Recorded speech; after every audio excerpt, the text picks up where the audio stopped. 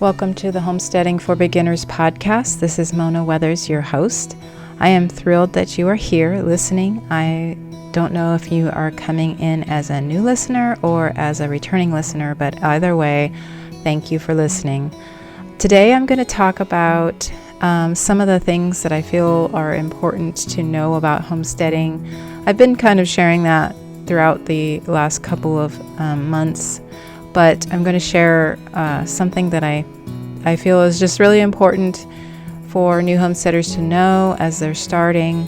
Some of the things reflections I have from the past. I've shared some of this already, so some of this might be a repeat. Just know that it's really important. If I'm repeating myself, it's because it's a really important thing to learn.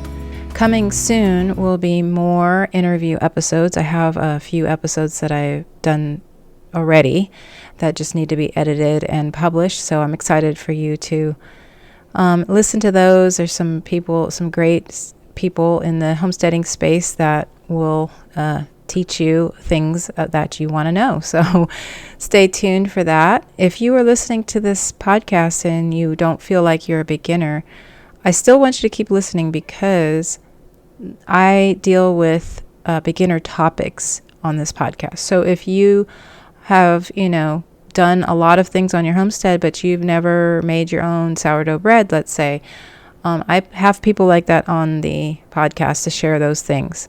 So I don't have anyone in particular for sourdough bread, but I do have some podcasts coming up that will be on specific topics that will help you. So keep listening. It's like one of those resource guides. This podcast is a resource guide for people who are interested in homesteading and all the topics that are included in that. Homesteading is such a broad topic. There's so many parts to homesteading. So we could do this for years and years and years and never cover everything that has to do with homesteading. So I just want to encourage you and to make sure that you share this podcast with friends or family that you want to, maybe encourage to start a homestead or anything else, like if it's just a topic is interesting to them, share it with your friends and family. That does help also to spread the word about this podcast. Okay, so here, let's go over the 5 things that I've learned over the years as a homesteader. These are just some random things that I was just thinking about, and I thought it'd be good for you to know, Okay, so the first one is that rushing around doing things doesn't always get things done faster.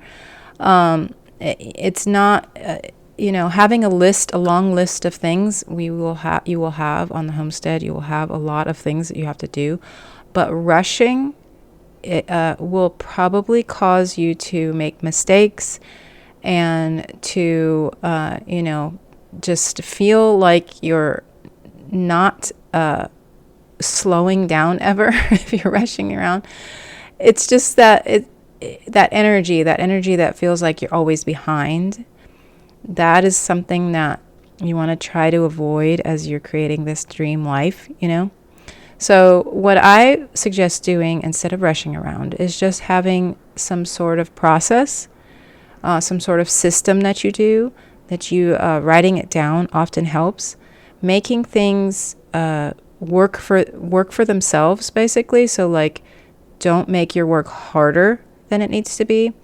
Batch things, like if you have feeding, if you're feeding a bunch of animals, do the feed in the morning for the evening or something like that. Those are just things that make you feel like you're not rushing. You're doing the same work, but you're just not rushing around trying to get it done. So just having systems and processes, that really helps for, not feeling like you're just rushing around trying to get everything done. Okay, the next one is that livestock sometimes have their own plans, and oftentimes those plans are opposite of your plans. I've shared this before with some of the things that animals tend to do. They tend to get out, they tend to escape their enclosures, they tend to, die, they tend to get hurt. all these types of things. That's just a fact of life, and especially if you have, these livestock animals, especially if you have multiple.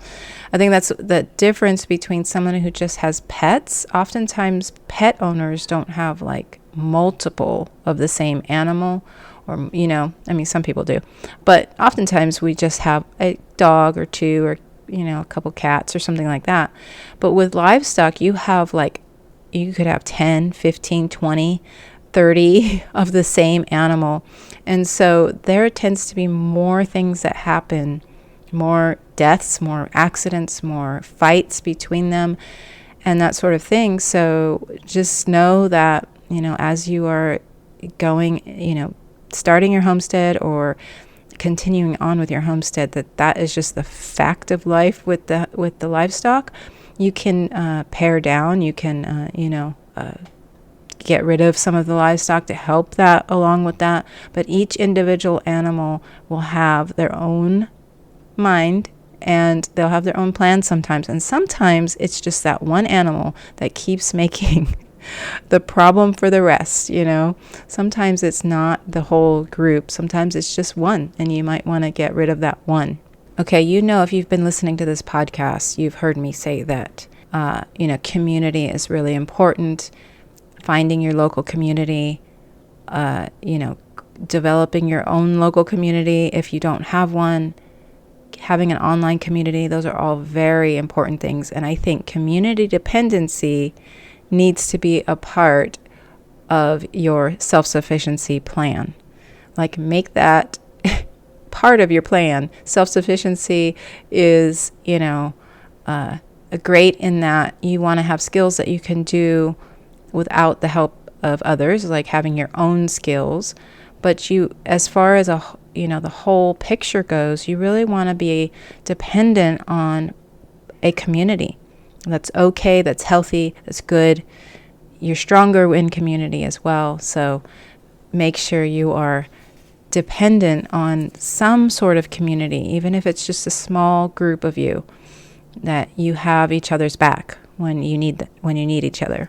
Okay, and this is another one that, we tend to see the homesteading life and are very excited about all the things that you can grow and raise and develop your self-sufficiency skills. But then you might want to try to do too many things at once.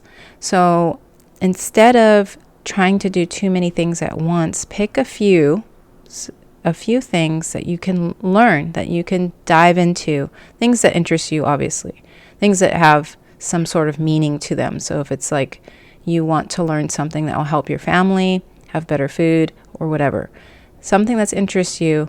But then if you discover at some point you're like, this sucks, I don't want to do this, then just don't do it.